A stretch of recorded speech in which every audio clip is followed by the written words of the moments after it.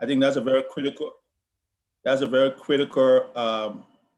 piece of this effort to have David, who is from Cote d'Ivoire, being a part of our team representing the Bronx that has the largest concentration of Africans. So I'll let David speak about his work and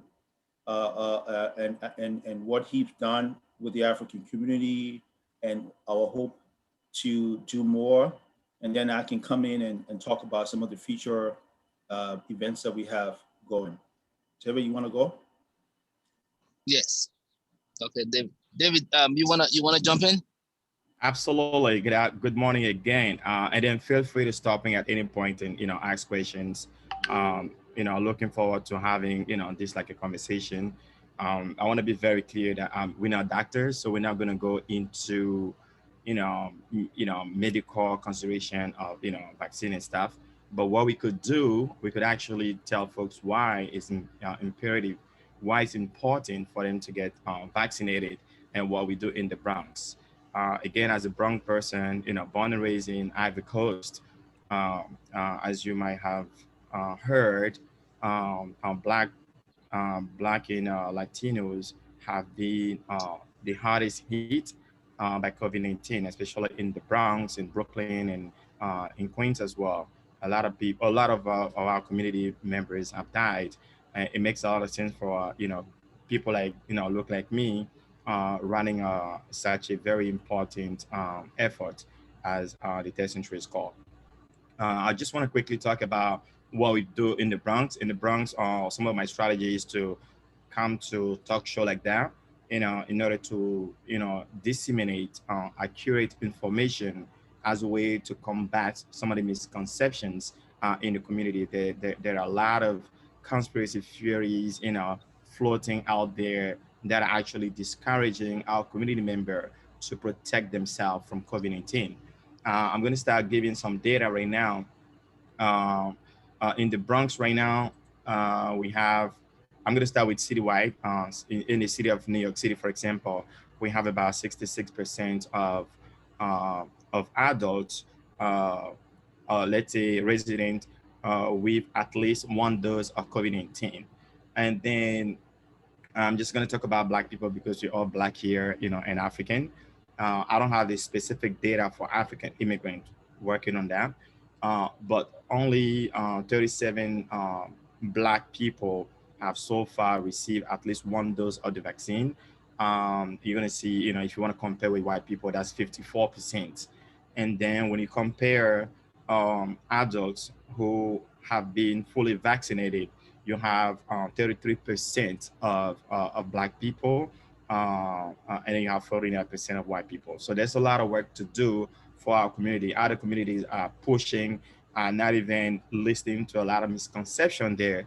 They are, taking steps, important steps to keep themselves and family member safe from COVID-19. So that's what we have, that's citywide. So if you want to talk about the Bronx, in terms of positivity rates right now, we only have, 0.79%. Thinking about last year to this point, we're having like, for those who don't live in New York City, you were hearing about maybe, someone said they cannot hear you. Can you guys hear me? Yes, we can hear you loud and clear. David, we can hear you. We can hear you. I don't know Okay, what. Fantastic. So last year at this time, I don't remember the exact data, but there was a lot of things going on. It was scary.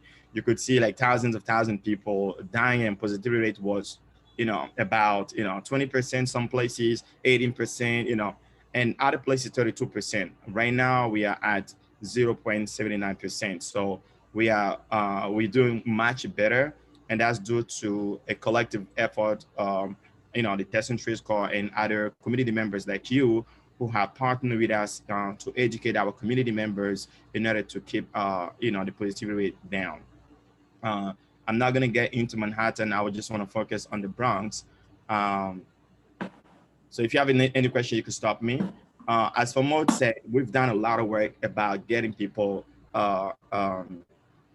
tested for COVID-19, because when we get people tested, what Test and Trace does, what we do as test and trace, we try to like, get people, tested for COVID-19, and those who are positive, we try to isolate them, provide them with much needed resources. And I just want to talk quickly about the African community per se. As you know, for those who live in New York City, the African community used to live in high-rise, condensed, congested building. So a lot of them do not have the monies to self-isolate. So once they get tested, that's what tracing, and then the tracing come into play, and then we have a team that will, the take a team will provide them hoteling, hotel rooms and other much needed resources for them to keep safe from the community members and to keep their family safe. So that's what we do at testing. So we've done a lot of testing. We start testing capacity in communities, in masjids, in churches, at parks, and then we've been very successful at doing that thanks to community members who were willing to really do this job with us. Um, right now, as Famod put out, said it before, we've transitioned to getting as many people vaccinated as possible. And that's our major job right now. That doesn't mean that we're not doing testing, but we're making sure that people, are getting vaccinated, because that's the most effective way to keep our city open up again and to keep community members safe. So we're getting a lot of, we have vaccine buses, we're coming into communities, and we're combating a lot of misconception and inaccurate information in our community to keep our community safe. I'm going to pause here a little bit. There's a lot to talk. I'm expecting to have this as a conversation, and I'm going to be here to answer questions. Should you have any more, should you have any question and any follow-up, please let me know. With that Thank said, you. I'm going to let Famod continue. Okay, thank you. Thank you very much. Hi guys. Hey, Alice, how you doing? Okay, that's one of our members in Germany. By the way, Alice is from Germany. A little bit late today. Yeah, that's okay. We say Vigate. Yeah, that's good. And there? Very good. Yeah. Fun? Okay, What so noise? yeah. Okay, so Famod, Yeah. you can come in. Sure. So yeah. Yeah, so great job, David. I think David just gave you a statistical analysis of what the number looks like in the Bronx, and the expectation from our community to increase that number is really, really hard. I just want to talk about ways in which we can all help as community leaders. I know the rest of these folks are in different state and different country, but you guys are credible ambassadors, right? You guys are leaders that have great influence over your community members, and you can play a very critical role in getting the message out. So first, people need to understand that the vaccine that we are talking about is safe. The vaccine is safe, it's secure. The vaccine have gone through rigorous testing. So don't listen to the misconceptions that are out there. Over 300 million people, not about 319 million doses have been administered in the United States. And I think that's about almost 200 million Americans have taken the vaccine already. Come on, so sometimes when you hear people talking about misconception, then you want to look at the facts, right? Look at the facts. In New York City, we have over 4 million people that are fully vaccinated. This is a city that has a population of 8.5 million people. We have had over 4 million fully vaccinated. Fully vaccinated means that you have taken either the one Johnson & Johnson dose, or you're taking both the Pfizer and the Moderna doses back to back, right? So that's what fully vaccinated means. So 4 million of our fellow city residents, some of our family members, some of our colleagues, some of our friends have taken the vaccines already.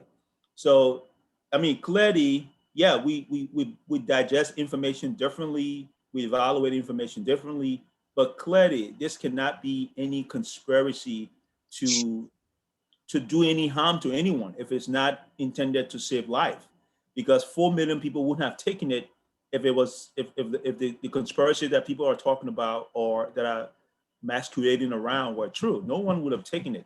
But our goal here is to just give you the information, right? People, your decision to take the vaccine is up to you. But we can tell you, like David said, we are not a doctor. We've taken the vaccine. I've taken both doses, the Moderna, the Pfizer, right? I've took it since earlier this year. I took it, and I have a family. I felt the decision to take the vaccine was my responsibility. I have a family that I needed to keep safe, and I took it. And listen, since February of this year, I'm looking hearty. I just told you, I just came from doing a 5K run, and I look really good. So to be honest, that's all we can tell you. But as far as what the city has done right now, the city has done an incredible job in terms of ensuring that the residents take the vaccine. And that's something I really want to talk to the community about. And as you guys, as leaders, especially Momodou, you live in New York City, and there's a large Gambian community here in the city, especially here in the Bronx. We need the leadership of the Gambian community to step up and really play a critical role in ensuring that the city gets vaccinated. The city population, especially your community members, get vaccinated. And as a result, the city have just rolled out an incredible incentive program called the Vaccine Referral Program.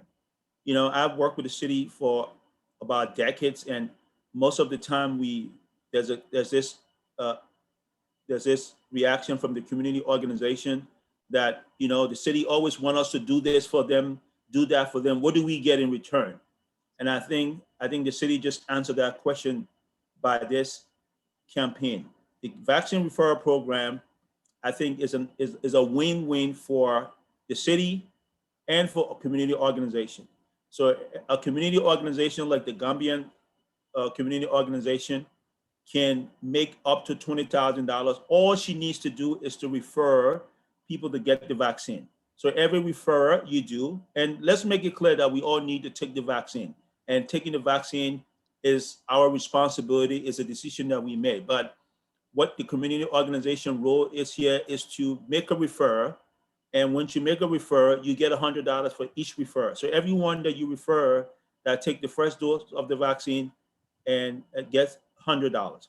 What does this mean for community organization? We all talked about our community, about being the umbrella organization for our community group. We all brag about the membership of our community. This is a way to put that to a test. If you can prove that you have the ability to refer your community group to get vaccinated, that can create a connection between the person that got vaccinated and the organization that got that person referred. This is a unique way to create a connection between community group and the institution itself. So let's say the Gambia organization refer 200 people take the vaccine, 200 people take the vaccine and say they were referred by the Gambian organization. That's a direct connection. The Gambian community have just made a connection with 200 members in that particular group, and they themselves said to the vaccine administrator that they were referred by the Gambian organization. So if there were multiple Gambian organizations, youth organization, adult organization, senior organization, all of that can be synced in, So I think this is one way that we can help the city and the city can help us in terms of creating direct connection between us and our community. It's not just about the money. Yes, the money is going to help our community. It's going to help our organizations in terms of organizing events, whether it's a barbecue or is a day of action, whatever we want to do with the money, that's up to us. But this is an opportunity that the city is doing to create harmony and enhance relationship between community group and the institution that serve them. So I think this is new to us, and I think all of us as Africans that represent different African organizations in the city can take advantage of this and build relationship within our organizations and the people that we serve. Wow, excellent. Yeah, thank you very much for the info. Yeah. Wow. So the gentleman, Famod and David has highlighted they've almost touched most of the areas. Now it is our turn to kind of decipher what they are telling us, and then trying to make them feel what we feel in the communities. What are the concerns? Why people are still, some people are doing it, some people are still dragging their feet, like myself. They have to pull me in, and then perhaps we can go ahead and ask questions and so forth. So who wanna build the card first? Sam, Alas, Jaga? You guys are old season on this area. I think Sam was here a long time. No Sam, problem. You can Simon. go, Alice. If you have a question, definitely go ahead. no, I mean, as I could understand, it's about the communities trying to encourage the people to go and take the vaccine. And through that tool, they are going to have a commission like, incentive so that they can do their work better. I mean, for us here, everybody, I mean, not everybody, but almost a lot of people, they are eager to have the vaccination and freely. Nobody is forcing. In fact, it's the interest of the people because we know the conditions, and no matter what you hear for stories, if you ask the people, so what do you have for alternative? They'll tell you no. So I say, look, then why not? My daughter, for example, is having already the second dose, But first they asked me, I say, look, when there was an alternative, maybe I would suggest that for you. But right now, the whole world, we don't have nothing than the vaccine, whether it's good or not. And now, how many millions of people have taken it already? And we just have to take the risk. When we die all. So there are some complications with the kind of, how to call it, from AstraZeneca, that is from the British Norwegian type. But that one also, a lot of people got it already. So it's just some people who were not supposed to survive it, for example. And that is just, you say, 0.00007, you know. And these people are unlucky people. Maybe even if they drank water, it's their time, they have to go. Because the vaccine doesn't say that we have to live forever. People should understand that too. But right now, it's the only alternative, and I suggest and support the idea what you people are doing, the gentlemen, also to try to bring it up and even to bring it on this platform to inform more people. Yeah, definitely you have a lot of stories at the beginning, a lot of negative stories, and because there are always people who are on the other side. Even at the beginning, many people were telling the people there is nothing like COVID. You understand? So people who believe those people and didn't wear a mask, they risk their life, and maybe they are today normal living. So people should be careful and try to be conscious. Um, for me, I'm still waiting for my time because my daughter has more advantage. She already has second dose, so we are waiting because if not, we cannot travel and things like that. The Germans are more strict about it, and when they suspect a country, they'll ban them from coming inside. That's how they handle it. You know and you are not allowed to go to certain countries to leave the place. That's how they are going with this thing. That's why many people like me are also eager to even have their doses. That doesn't guarantee everything, but at least you can find a way maybe to go out. So here is the interest of the people. They don't need to be sensitized because there is no other chance. So for me, I think that's all I wanted to say about it. Thank you, Alice. I'm still waiting eagerly to have my doses. Bye. Okay, thank you, Alice. Hopefully today you can be more convinced by these two gentlemen to make a move. If I could quickly jump in, Alex, thank you. You said a lot of good things, and I appreciate you. Before you came in, before you joined the conversation, I shared some data about, people who are fully vaccinated in terms of, white and black. There are other communities, of course, but I was focusing on black and white. So I know you live in Germany, and the majority of people over there are white. So maybe that's the reason why you're not seeing, like a lot of people are going and getting vaccinated. So in the Bronx, in New York City, for example, 33% of black have, been fully vaccinated, and then you have 49 white. So there's a lot of work for us to do, and I'm so happy that you're mentioning, your daughter taking the second dose and yourself planning to take a second, your doses too. Currently in the United States, we have 3 vaccines that have been approved by the FDA. We have the Pfizer, which you're going to need 2 doses. If Famod mentioned that, so for the Pfizer, you're going to need 2 doses, and you're going to have between 21 to 42 days, between the doses. And then you have the Moderna, which I took because that's what was available. That's also, you're going to have 2 doses, and then 28 to 42 days in between the 2. And then you have the Johnson Johnson. So these are the 3 vaccines that have been approved in the United States. And the Johnson Johnson is only 1 shot. 1 shot and you're done. And I just want to talk quickly about the Johnson Johnson too, because that's what, we've been doing a lot of work, getting people don't want to go back and get 2 shots, just 1 shot and they're done. But at the same time, at the very beginning, we have that can be dangerous, Yeah, it's fine. It's very powerful. It's very effective. As a matter of fact, yesterday, Johnson Johnson released the data saying their vaccine is effective against the new variant, the Delta variant, which is very scary, But the Johnson Johnson is more effective against it.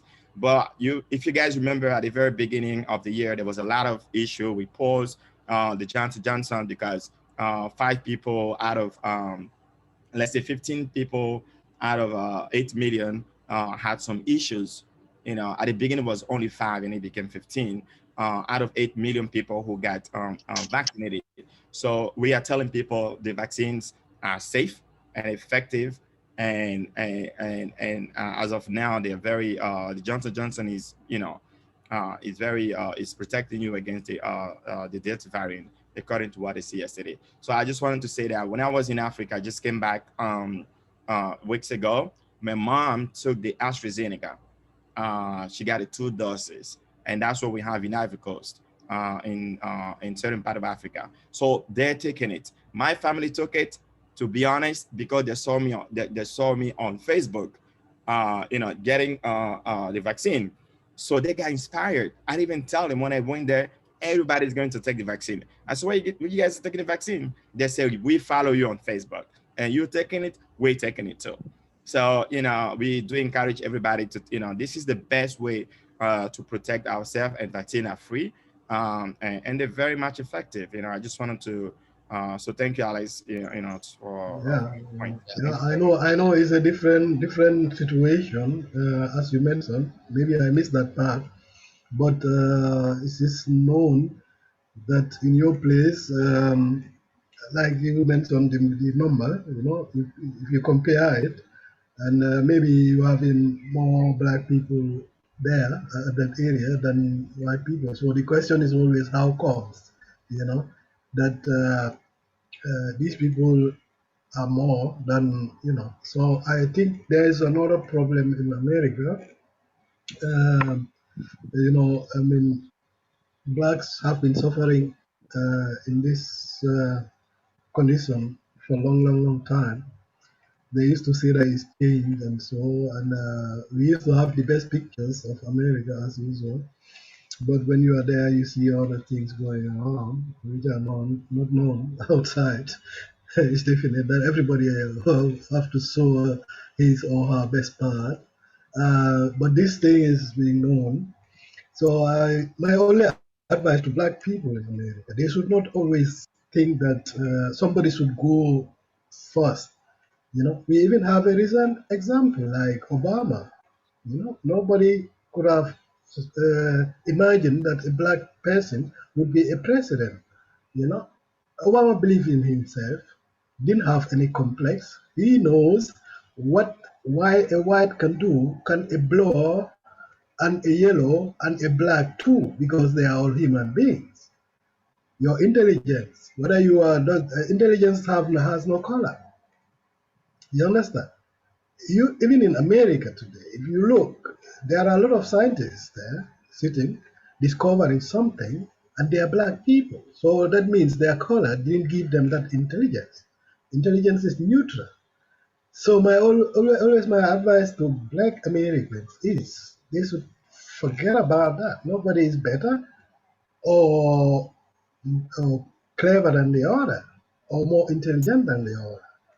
Right? They should use the schools, use the colleges, use the universities. They'll reach anywhere they want, you know. And that's I think the new generation is coming. They try to see it that way, because especially when it's about life, I think they have to push away all those nonsense and think about their lives and try to go. And nobody should even force them. It should be their own interest to go and do it, and let not be fooled from the other people who are negative and things like that, to pull them back because they themselves don't want to go. They should know that they have to, if they want to leave, because we don't have any other chance. And now you just recently mentioned it, this Delta one, which people are also trying to, that's why we closed even the border here from here to England. That's how the German people do that when they suspect, oh, this country, then they close the border.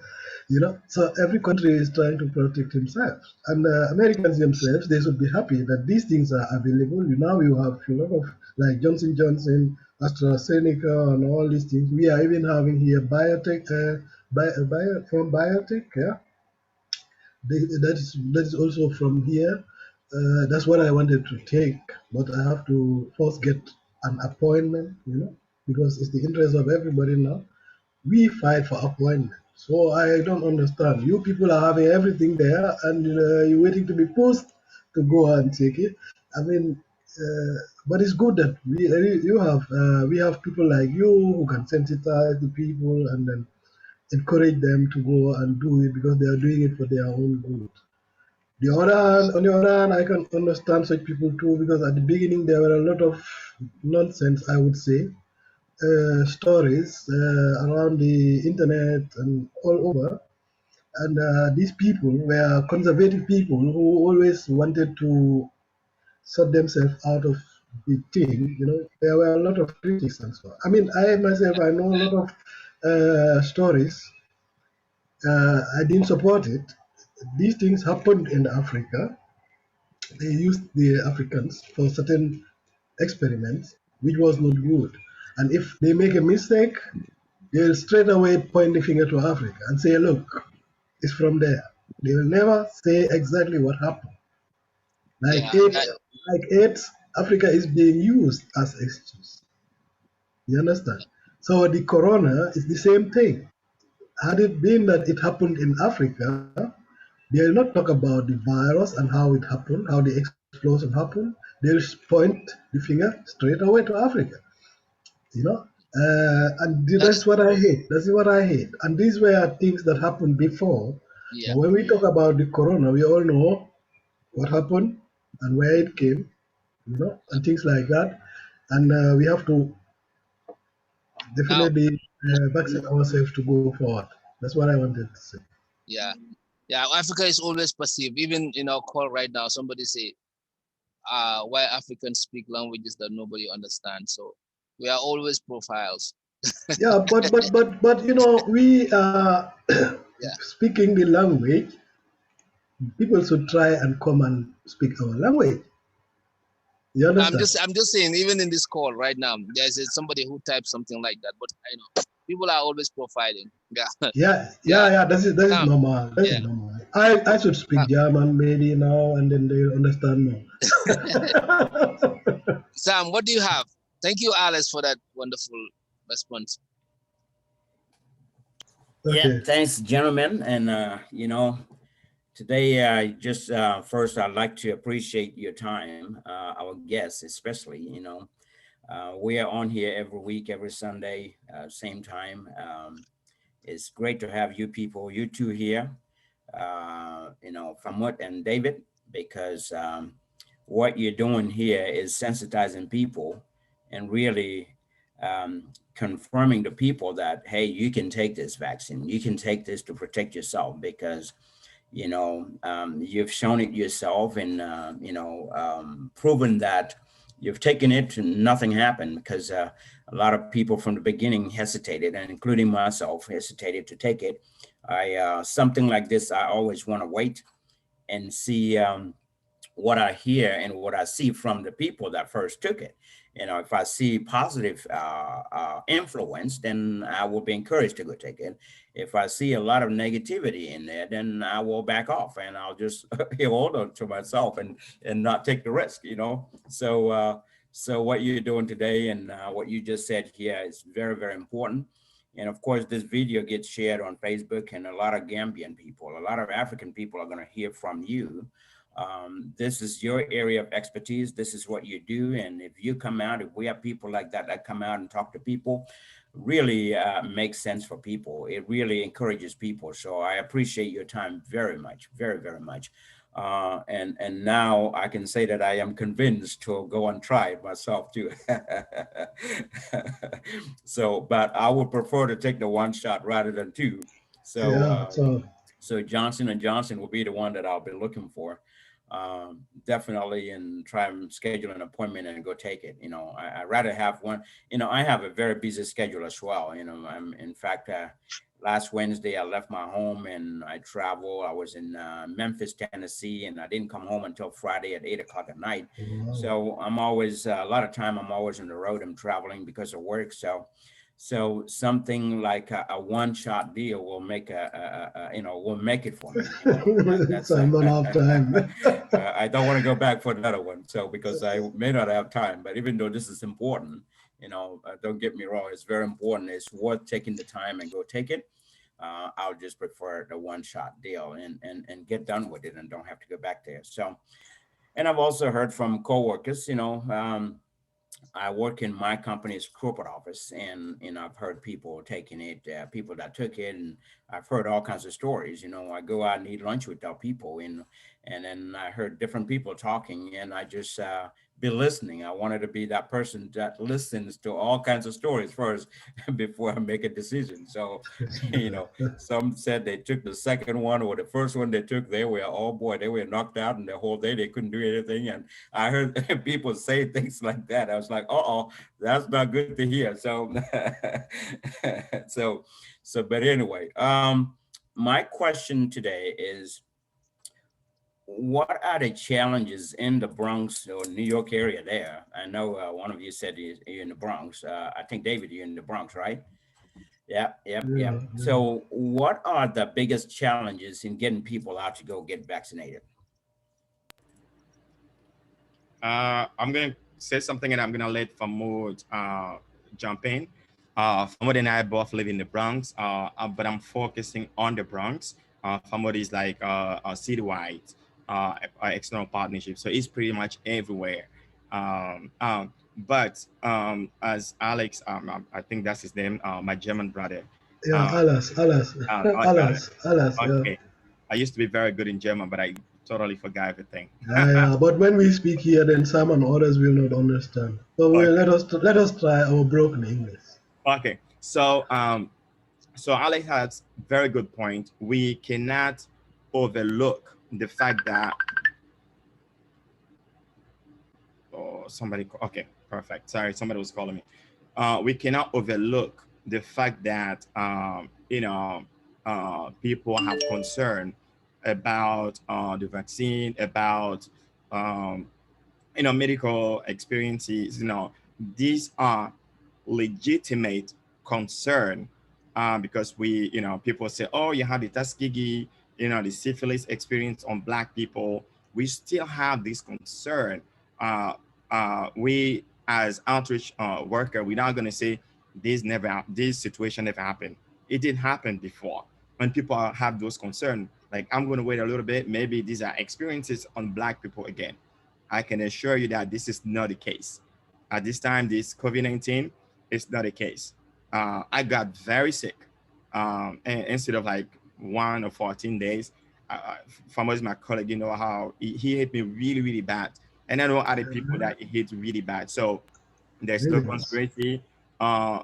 This is true. And this is one of the big challenge here in the Bronx. You know, how to tell people that the vaccines are safe, how to tell people that this is not a conspiracy to exterminate or to kill a certain number of people. Again, I gave you guys a data about, I could break down data by community members. You're gonna see that Black people are lagging behind it. We're dragging our feet to get vaccinated, but other community members are getting vaccinated. I don't like saying this, but there are a lot of community who are anti-vaccine, but these communities are getting vaccinated.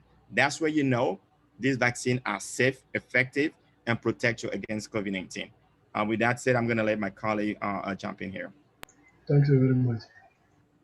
Yeah, thank you, Sam. So, I mean, as for the challenges with, getting folks vaccinated, is, to me, is not just unique to the African community in the Bronx. That's just something that applies to everyone that falls within the vaccine hesitancy category. Listen, I believe anyone who believes in the vaccine would have taken the vaccine by now. At this point, vaccine has been here for what? Over 6, 7, 8 months now. So if anyone who believe in the vaccine would have taken it, I took it early on. Like David said, I suffer from the pandemic, and so I knew what the effect was. Okay. And so when the vaccine came up, no one needed to lecture me about it, right? When you're sick and a doctor give you a cure, at that moment, you're not telling the doctor at that point, is this safe? Is this the right thing to do? No, you want to get killed.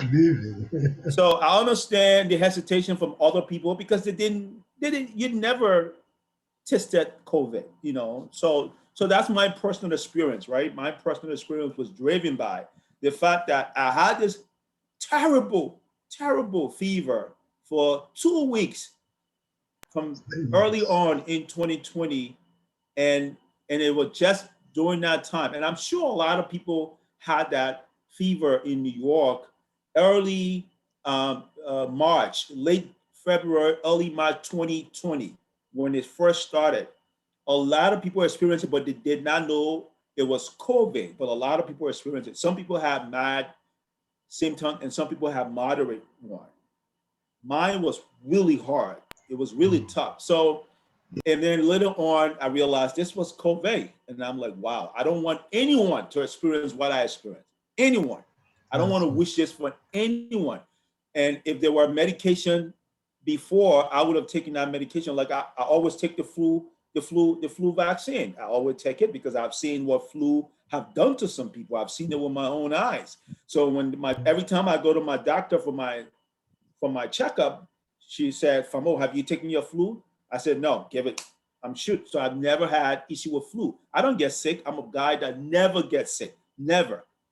For over 20 years, I know I never got sick. I only got sick in 2020 because of this COVID, and it was really bad. COVID is so my personal experience is different from everyone. So I took the vaccine out of the desire for healing.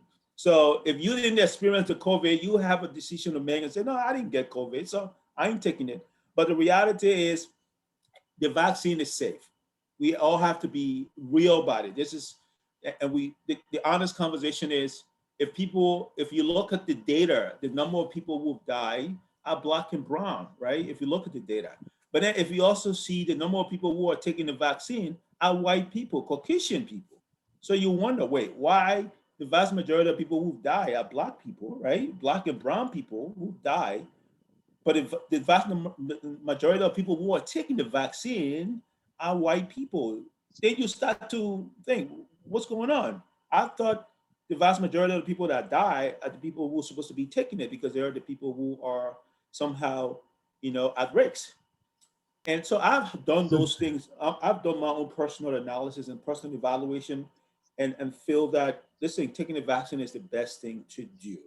So, but the challenge is if someone's mind is already made up that the vaccine, is not safe, no matter what you want me to evidence you give them, even put- though you give them facts, like you give them data, hard data, Yeah. and say, hey, no, look no, at I this. don't have the vaccine. These are the number of people who have taken the vaccine. Okay, no, And I'm in a meeting now, but I'm done. you give them data and give them facts about it. I'm not a doctor like David said, we are not, but we are all looking at the data. And this is not the first time vaccines have been developed. Vaccines have been developed in the past. Yes, to David's point, we cannot ignore or dismiss some of the resistance and the historical incidences that have happened in the past. Yes, those are facts. We cannot say those things didn't happen, and we can be dismissive about it. But this is a whole different situation. This is not that. This is COVID, right? This is not the bird flu. This is it's no different. joke. This It's is no different. joke. So let's evaluate it based on this situation. And yes, we can reflect on what happened 15, 20, 30 years ago, but we have to make decisions based on what is happening now and take action to address that. So yes, so Sam, to your point, the challenges is always, people having misconceptions about the vaccine, and there are people who are actually just sitting by waiting and saying, well, let's wait and see what happens. And yeah, people are waiting, they're still waiting, and people are dying, right? If you look across the country now, I was looking at the CNN the other day that the death toll now is higher in states that have less vaccination rate, right? So you can look at that too and say, well, it looks like this vaccine thing is real. So you just have to be on top of the situation and not be dismissive of what happened in the past, but be really focused on what is happening currently and make your own decision around it, and not be tied down to this whole misconception about the vaccine is intended to kill people and do that. And I see people share videos like that. It's just unfortunate. If you don't have the right information to share, just leave it alone and not discourage other people from doing something that they want to do. Just speak about the facts. You don't have to push people to go and do it. Just give the facts and leave them to make their own decision. Thank you. Thank you for that. Thank you, really. I appreciate all that analysis. And really, I've seen that it's really making a big difference, because if you think about before and now, before the vaccine came out, a lot of people were getting sick. I've seen on CNN, I've seen on news a lot of death toll especially in the New York area and different states. So I've seen the impact of it. But since the vaccine people start to take the vaccine, I realized that the exposure rate is getting lower and lower and lower, and also the death toll is also getting lower and lower. So it's really making a difference. And I've seen states are lifting all the restrictions, or most of the restrictions. Even in my office, we used to have wear a mask every day. You have to wear a mask when you're entering the building until you get to your office, because we all sit in our own area. So I'm in my own office with nobody, so I can take the mask off. But every time I was leaving, going to the restroom area or the cafeteria area, I have to wear a mask anytime you're mingling with the public. So that's been on in all of our stores like that. But now that restriction has been lifted. So like I said, I am getting convinced. I was one of those that wanted to wait.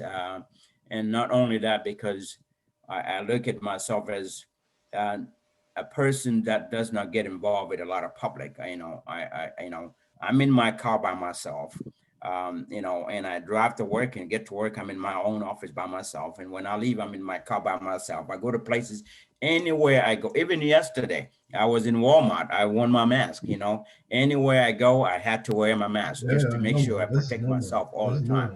So those are the things, the best practices that I did. So now, wanted to hear more details, and you guys really made the difference here by explaining what you did. I think it's really worth taking it. And one more reason I didn't jump to it is I am like you, Famod. I never get sick. I don't get sick. And my company offers free flu vaccine. They bring a nurse into our office to vaccinate people for flu, just a regular flu, every year. Well, I had never taken any flu vaccine before, but the very first year that I took flu vaccine was the year I got sick. So I was like, I said, oh, okay, I didn't take any Yeah, flu vaccine and never got sick, but I took the vaccine. Now I got sick. So that yeah, that was so, like, to me, why did I even take the vaccine in the first place? yeah, So yeah, and I cut it off from there. This was back in 2000 and I think it was in 2009 or 2010. Yeah, that's when I got the flu, and I was like, I'm not taking this anymore. So and since then I actually I would take that back. 2018, I think I took it in our office, and I was fine. Yeah, but up to yeah. now, I still didn't take it again. So Yeah, I'm but one of those that it's like to off, hesitate off, first and it's and off, watch so that I don't get sick. So, it's off but because they used to say that the vaccine itself is virus. It's yeah, only put in your body so that your cells can know how to go after them. That's yeah, why many Yeah. people, after So having the vaccine, the body try to take a little, and then after it goes on, then they are immune. Then the cells knows it already. So that is vaccination. yeah. I But it's not always take dangerous. my It's not kids to dangerous. go. Yeah, I'll have yeah, the kids go to a family doctor, yeah. doctor's office and get the vaccine, but I don't take it myself. Yeah, So, yeah, yeah. Many people, after having it, like this person, my friend, I used to take that also because as I came to Germany, if I had flu, it was always dangerous. So the doctors didn't know why. Maybe we Africans, maybe our cells don't know their virus and things like that. Or maybe a lot of viruses here, what my body don't know. So from there, I have to take this vaccination almost every year before winter comes, things like that. So they used to say it used to help also because later the body is also immune to a lot of viruses. But underlining COVID, as my friend said also, COVID is something special, and we have to deal with it also in a special way.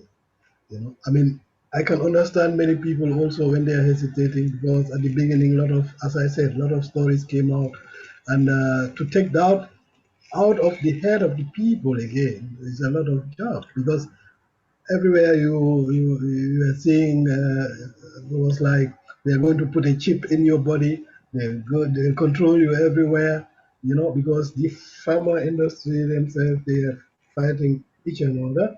So through that came a lot I of have a stories. mask. Yeah, Yes. through that came a lot of stories that many people are afraid. Yeah. So later, many people try to understand that it is not something dangerous and it's the only alternative we have today. So it's for our own good, and I would advise everybody to risk it because when I take the vaccine and risk it, or I have COVID and die. So people have to choose.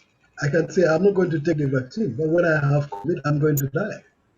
So then I will try to take the risk to take the vaccine and hope that I live. I mean, we don't have any other choice. I mean, very luckily, we are having a lot of different kinds. If you feel that you don't want to take Johnson and Johnson, take the other one. Yeah. Now also taking it now.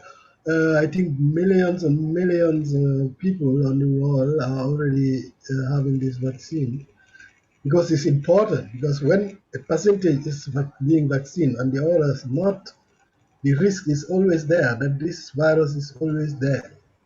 So it's better when the whole world, that's what WHO is also fighting.